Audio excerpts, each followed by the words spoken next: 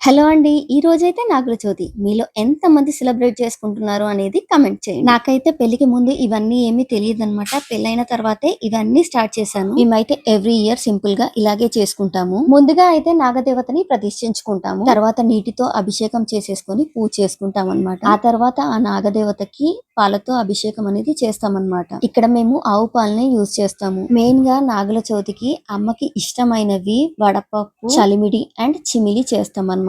ఇవి ప్రసాదంగా సమర్పిస్తాము. తర్వాత ఒక గిన్నెలోకి పాలు తీసేసుకొని దీంట్లోకి మనం కాటన్ తో ఇలా కళ్ళలాగా చేసుకొని అమ్మవారి దగ్గర పెట్టుకుంటాం అన్నమాట. సో మనకి కళ్ళకి ఎలాంటి ఇన్ఫెక్షన్స్ రాకుండా ఉండడం కోసం అమ్మ చూసుకో అమ్మా అనేసి ఇలా పెడతామంట. ఇది ఎందుకు పెడతారు అనేది నాకు కూడా రీజన్ అయితే పర్టికులర్ గా తెలియదు. పెద్దవాళ్ళని అడిగితే ఇదే రీజన్ అని చెప్పారనమాట.